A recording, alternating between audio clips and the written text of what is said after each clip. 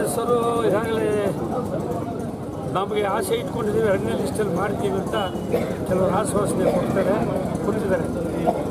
ಅದೇನಾದರೂ ಅವ್ರು ಮಾಡದೆ ಹೋದರೆ ಕಾದು ನೋಡ್ತೀವಿ.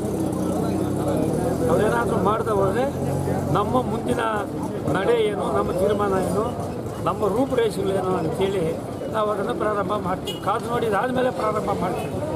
ಯಾಕೆಂದರೆ ನಾವು 4 ಸಾರಿ ಪ್ರತಿನಿಧಿಸಿ ಶಾಸಕರಾಗಿ ಆಯ್ಕೆ ಮಾಡಿ ಈ ತಾಲೂಕಿಗೆ ಆಗಿದ್ದರೂ ಕೂಡ ನಮ್ಮ ಹೈಕಮಾಂಡು ಮತ್ತು ನಮ್ಮ ಪ್ರದೇಶ ಕಾಂಗ್ರೆಸ್ ಕೆಲವು ಮುಖಂಡರುಗಳು ಸೀನಿಯರ್ ಲೀಡರ್ ಏನಿದ್ದಾರಲ್ಲ ಅವರೇ ಆದವರೇ ಮಂತ್ರಿಗಳಾಗಬೇಕು, ಆದವ್ರಿಗೆ ಒಳ್ಳೊಳ್ಳೆ ಕಾರ್ಯಗಳು ಬೇಕು, ಕೊಟ್ಟು ನಾವೆಲ್ಲ ಏನಾಗಬೇಕು, ಪ್ರಾಮಾಣಿಕವಾಗಿರೋ ಕಾಂಗ್ರೆಸ್ ಕೆಲಸ ಮಾಡಬೇಕು.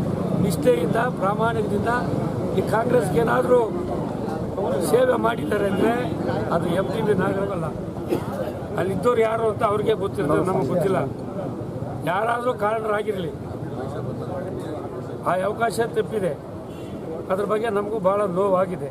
2ನೇ ಅವಕಾಶದಲ್ಲಿ ಅವಕಾಶಗಳು ಮಾಡಿಕೊಡ್ತೀವಿ ಅಂತ ಹೇಳಿದರೆ, ಮಾಡಿಕೊಡದೆ ಹೋದರೆ ಅದ್ರ ಮುಂದೆ ನಮ್ಮ ರೂಪರೇಷೆ ಏನು, ನಮ್ಮ ನಡೆ ಏನು, ನಮ್ಮ ತೀರ್ಮಾನ ಏನು ಅಂತೇಳಿ MTB ನಾಗರಾಜ್ ಆಮೇಲೆ ನಾನು ಗೊತ್ತಾಗ್ತದೆ, ತೋರಿಸ್ತೀವಿ. ನಾವು ನಮ್ಮ ಕಾರ್ಯಕರ್ತರು ಲೀಡರು, ನಮ್ಮ ಲೀಡರ್ ಹೇಳಿದ್ರು 5,000 ಜನ ಹೋಗಿ ನಾವು KPCC ಆಫೀಸ್ ಮುಂದೆ ಪ್ರತಿಭಟನೆ ಮಾಡ್ತೀವಿ ಅಂತ ನಾನು ಹೇಳಿದೆ. ಮಾಡಬೇಡಿ ಅಂತ, ಮಾಡಬಾರ್ದು. ಅದು ನಮ್ಮ ಪಕ್ಷ, ನಮ್ಮ ಪಕ್ಷದವರು ನಾವೇ ಹೋಗಿ ಪ್ರತಿಭಟನೆ ಮಾಡೋದು ಅದು ಸೂಕ್ತ ಅಲ್ಲ. ನಮ್ಮ ಹೈಕಮಾಂಡು, ನಮ್ಮ ಮುಖಂಡರಿದ್ದಾರೆ. ಅವಕಾಶ ತಪ್ಪೋಗಿದ್ರೆ ಅವಕಾಶ ಮಾಡಿಕೊಡ್ತಾರೆ, ಅದು ಮಾಡಬಾರ್ದು. ನಾನೇ ನಿಲ್ಲಿಸ್ತೆ. ಎಲೆಕ್ಟೆಡ್ ಬಾಡೀಸ್ ಎಲ್ಲ ರಾಜೀನಾಮೆ ಕೊಡ್ತೀವಿ ಅಂತ ರಾಜೀನಾಮೆ ಪತ್ರಿಕೆಗಳು ತಂದಿದ್ರು, ಆದರೂ ಅದನ್ನು ನಿಲ್ಲಿಸಿದ್ದೀನಿ. ಆದರೆ ಮುಂದಿನ ದಿನಗಳಲ್ಲಿ ನಮ್ಮಂಥ ನಿಷ್ಠಾವಂತರನ್ನ, ಪ್ರಾಮಾಣಿಕರು, ನಿಷ್ಠಾವಂತರು, ಕಾಂಗ್ರೆಸ್ಗೆ ಏನಾದರೂ MTB ನಾಗರಾಜ್ ಸೇವೆ ಇದೆ ಅಂದರೆ ಇಡೀ ನಾನು ಒಬ್ಬ. ಈ ಹೊಸಕೋಟೆ ತಾಲೂಕಿನಲ್ಲಿ ಕಾಂಗ್ರೆಸ್ಸು ಸಂಪೂರ್ಣವಾಗಿ ನೆಲಕಚ್ಚಿ ಹೋಗಿತ್ತು.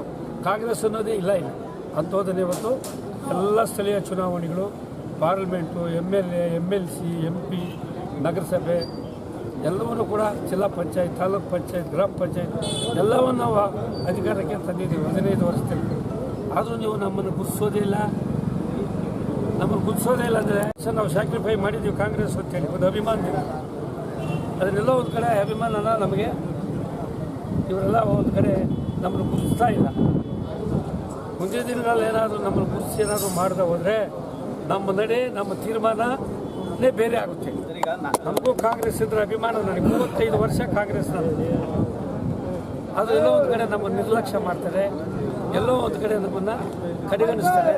ಅದು ನಮಗೆ, ನಮ್ಮ ಕಾರ್ಯಕರ್ತರಿಗೆ ಭಾಳ ನೋವಿದ್ದಾರೆ. ನಮ್ಮದು ಇದೆ ಅಂತಾರೆ, ಇಲ್ಲ ಅಂತಾರೆ, ನಿಮಗೆ ಬೋರ್ಡು ಅಂತಾರೆ. ನಾನು ಯಾವುದು ಈಗ ಮಾತನಾಡೋಕ್ಕೆ ಹೋಗಲ್ಲ.